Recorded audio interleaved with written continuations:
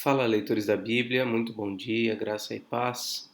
Vamos a mais uma leitura. Hoje a gente vai ler o último capítulo de Levítico, capítulo 27. Vamos ler também o Salmo 59 e Lucas, capítulo 15. Então, se você chegou até aqui, se você ler comigo aí o último capítulo de Levítico, não deixe de escrever aí nos comentários. Eu li Levítico em 2023. Vamos ler então? Vamos puxar aqui. Sim, vamos orar antes, né? Vamos orar. Senhor nosso Deus e Pai, pedimos que o Senhor nos abençoe. Que o Senhor, ó Deus, venha com a tua graça nos instruir, nos orientar no conhecimento da tua palavra. Te agradecemos por hoje estarmos terminando a leitura de Levítico, um livro difícil, mas que contém verdades e instruções que muito nos edificam, Pai.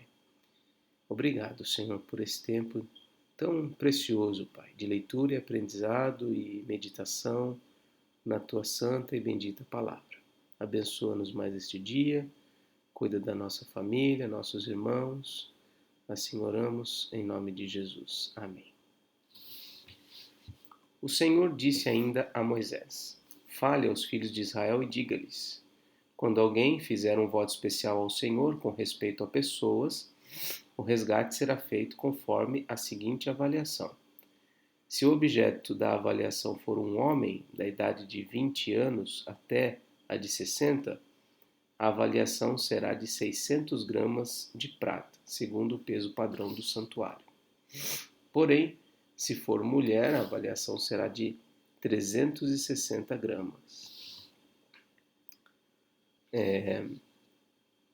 Se a idade for de 5 anos até 20, a avaliação do homem será de 240 gramas e a da mulher será de 120 gramas. Se a idade for de 1 mês até 5 anos, a avaliação do homem será de 60 gramas de prata e a avaliação da mulher será de 36 gramas de prata.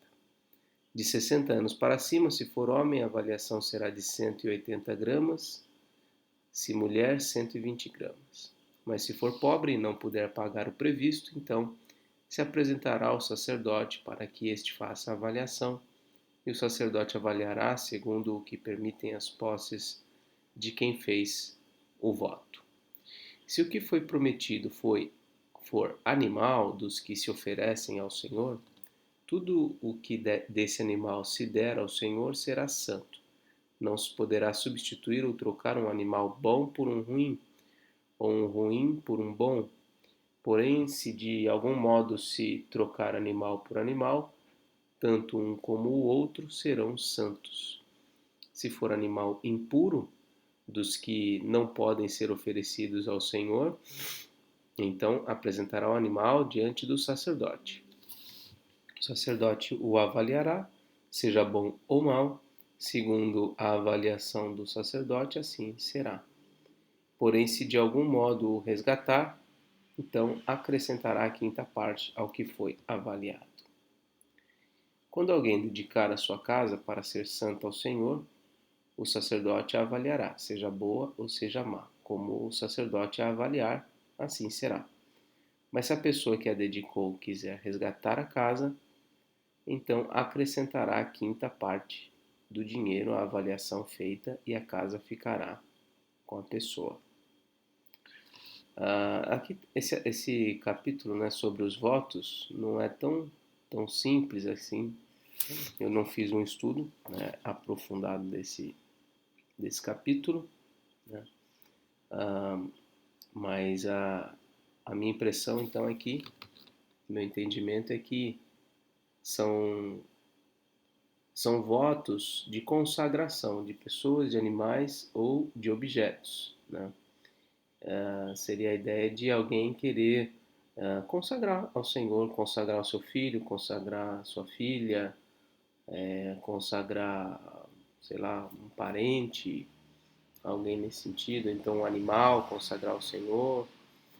E aí, para fazer essa consagração, haveria um preço, né? E a avaliação está aqui como foi descrita, né? A gente percebe aqui que conforme a idade vai aumentando, o valor vai diminuindo, né? E conforme também o sexo masculino ou feminino também o, é maior o preço de consagração dos homens do que de mulheres, né? Aqui em relação aos animais também tem todos os detalhes, a casa. E no caso aqui da casa, né, existe a possibilidade aí do resgate, né, ou seja, aquilo foi consagrado ao Senhor, então, caso queira retirar, vamos dizer, da consagração, né, queira fazer uso novamente, então tem que pagar o resgate. Se alguém dedicar ao Senhor parte do campo da sua herança, então a avaliação será segundo a semente necessária para o semear.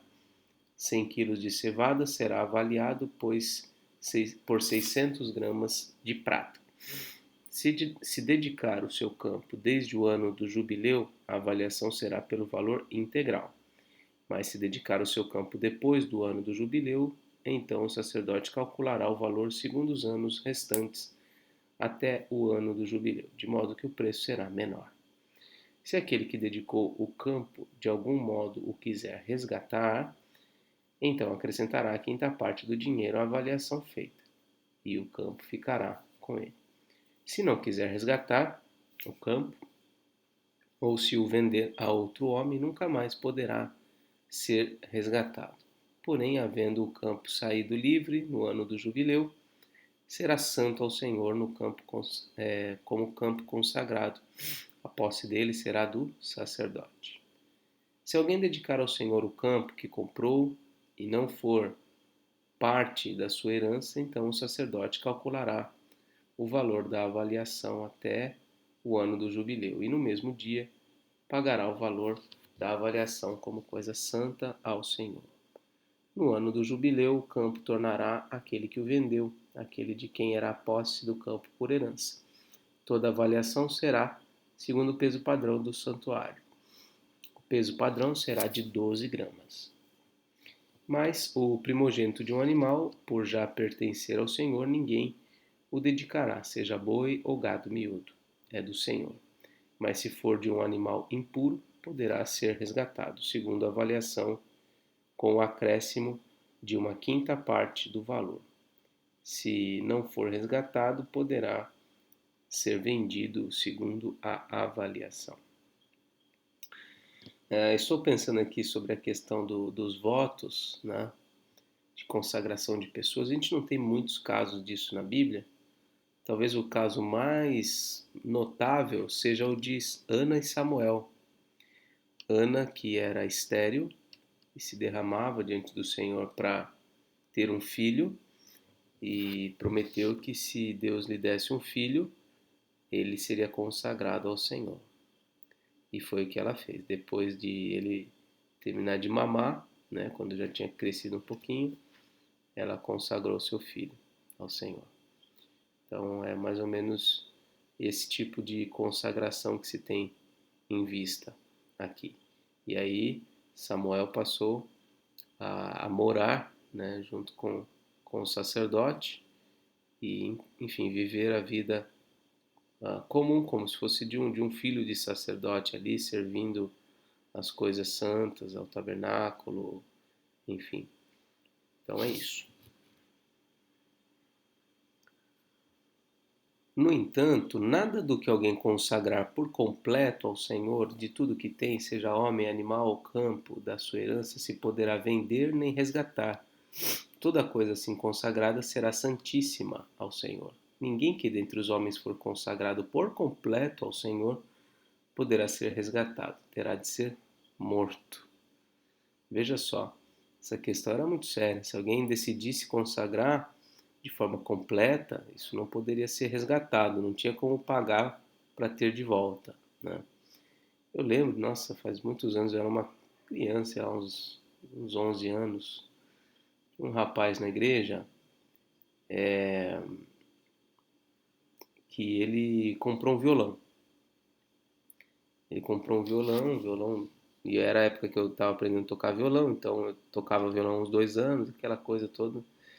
violão bonito, violão bom, tal. Primeiro, acho que foi o primeiro violão novo assim que eu vi. Eu lembro até a marca, era a marca da Eagle.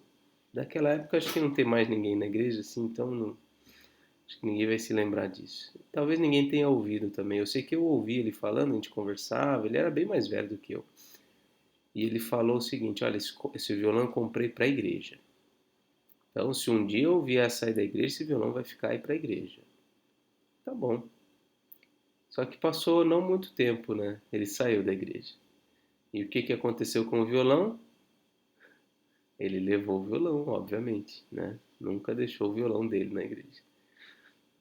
Então, ele fez um voto. Ah, mas falou só pro Natan. A questão não é falar pro Natan, a questão é que ele fez essa declaração, né? E muitas vezes a gente faz votos precipitados. A gente tem que tomar cuidado. É certo fazer voto? É, contanto que a gente tenha a real disposição de cumprir aquilo que a gente está dizendo, né? Também todos os dízimos da terra, tanto dos cereais do campo como dos frutos das árvores, são do Senhor, são santos ao Senhor. Se alguém quiser resgatar alguma coisa dos seus dízimos, acrescentará a isso a quinta parte. Quanto aos dízimos do gado e do rebanho, de tudo que passar debaixo do bordão do pastor, o dízimo será santo ao Senhor.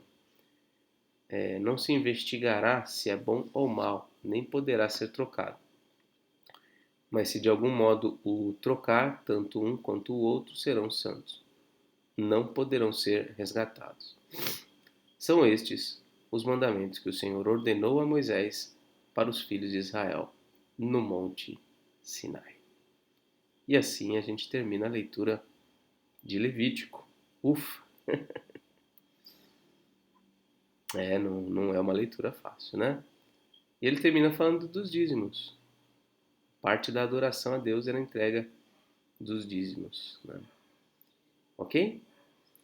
Muito bem, então vamos aqui para o Salmo 59.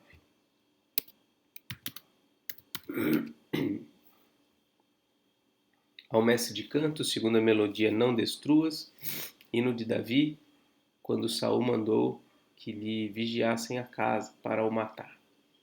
Essa melodia Não Destruas ela é recorrente, né? Acho que já é o terceiro salmo que foi composto sobre a melodia, sobre essa melodia que a gente não sabe qual é, né? Então a mesma melodia valendo para várias letras diferentes. Isso acontece hoje em dia também.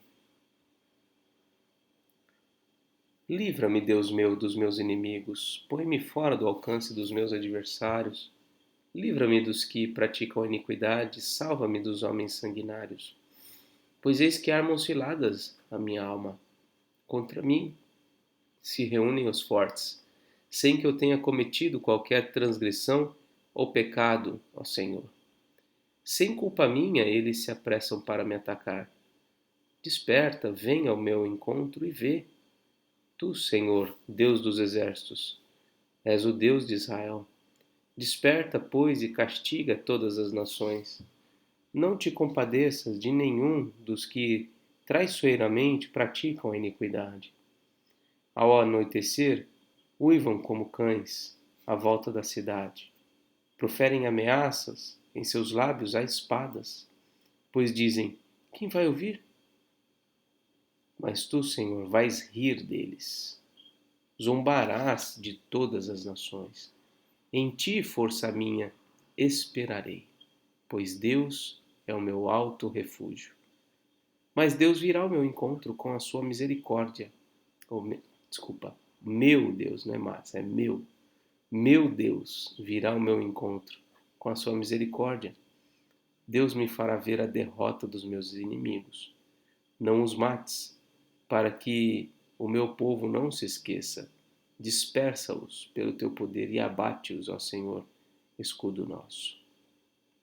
Pelo pecado de sua boca, pelas palavras dos seus lábios, na sua própria soberba, sejam enredados, e pelas maldições e mentiras que proferem. Consome-os com indignação, consome-os para que deixem de existir, e se saiba que Deus reina em Jacó até os confins da terra. Ao anoitecer, uivam como cães à volta da cidade, vagueiam à procura de comida e, se não se fartam, então rosnam. Então eu, porém, cantarei a tua força. Pela manhã louvarei com alegria a tua misericórdia, pois tu tens sido alto refúgio e proteção no dia da minha angústia. A ti, força minha, cantarei louvores, porque Deus é meu alto refúgio, é o Deus da minha misericórdia. E agora Lucas 15.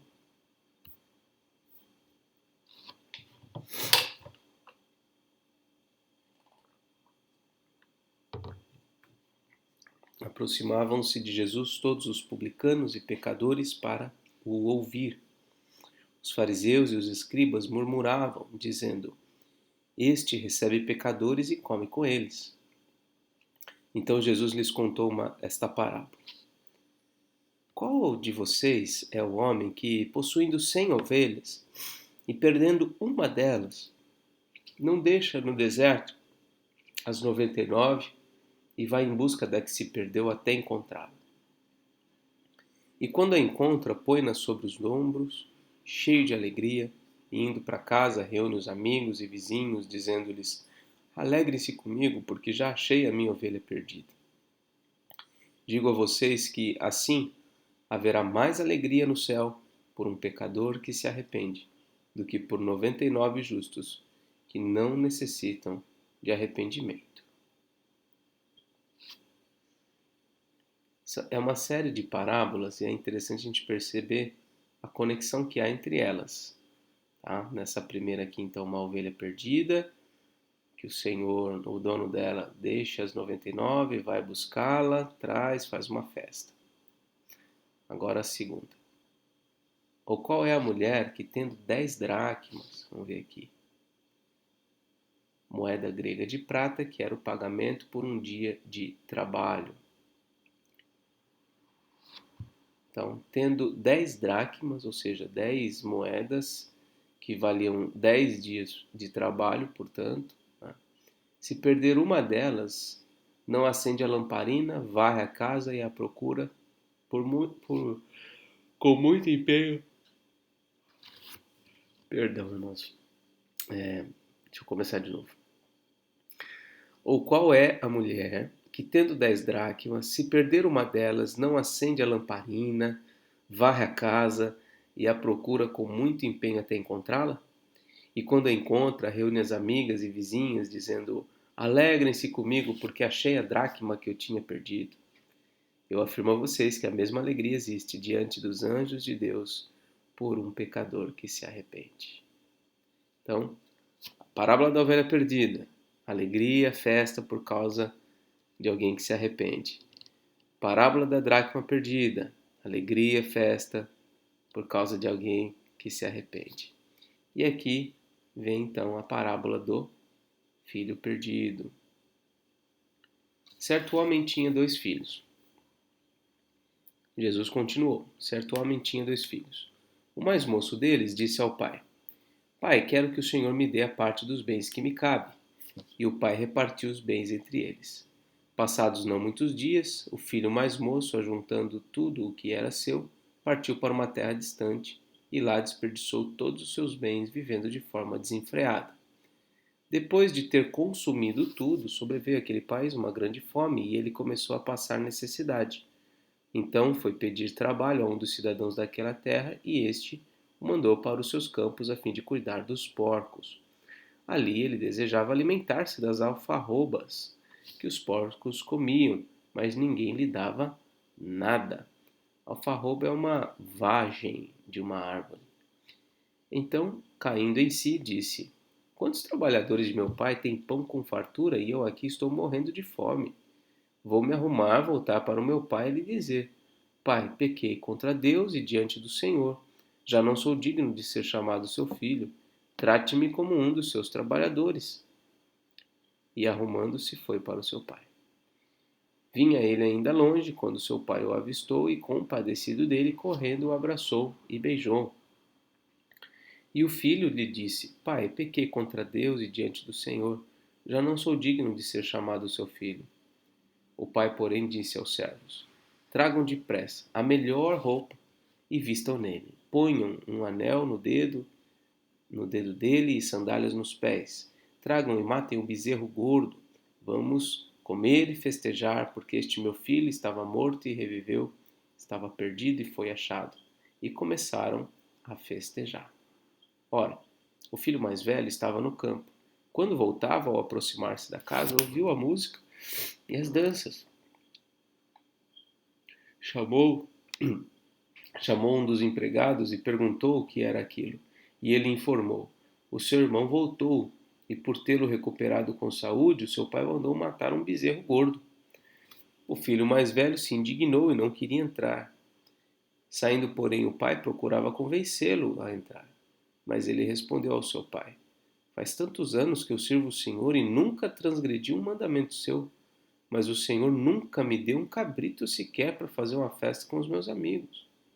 Mas quando veio esse seu filho, que sumiu com os bens do Senhor, gastando tudo com prostitutas, o Senhor mandou matar o bezerro gordo para ele. Então o pai respondeu: Meu filho, você está sempre comigo, tudo o que eu tenho é seu. Mas era preciso festejar e alegrar-se, porque este seu irmão estava morto e reviveu, estava perdido e foi achado. Então, mesmo conteúdo, né, das duas parábolas anteriores, da ovelha perdida e da dracma perdida, é também a parábola do filho perdido. E aqui nessa parábola do filho perdido, um acréscimo no contexto geral, que é desse filho que não está alinhado com o coração do pai e, portanto, não se alegra com a chegada do, do seu irmão arrependido, né? Então, há festa no céu, mas há também aqueles que não gostam muito, não. Então, é uma parábola para a gente procurar, na minha visão, nos alinhar com o propósito de Deus. Qual que é o propósito de Deus, o nosso Pai? A salvação. Lembra da parábola da ovelha perdida e da dracma? Foi dito no finalzinho, né? Que no céu há alegria, a festa quando um pecador se arrepende. Então, esse é o foco de Deus na sua atuação no mundo. É resgatar pessoas, conduzir gente ao arrependimento e à mudança, à conversão. Então a gente precisa estar alinhado com esse propósito de Deus, para que a gente não caia na frustração e no dissentimento desse filho mais velho aqui. Que a gente tem esse coração bem alinhado com o nosso Pai, e assim a gente possa se alegrar quando Deus se alegrar em ver aquilo que Deus está realizando ao, ao recolher os perdidos para si, né? Bom, vamos aqui a marcação e deu um probleminha aqui, depois eu faço a marcação do dia 59. Então é isso. Assim encerramos a leitura de hoje. Deus te abençoe. Deixe seu comentário se você leu o Levítico inteiro. Tá bom? Um forte abraço e até mais, se Deus quiser.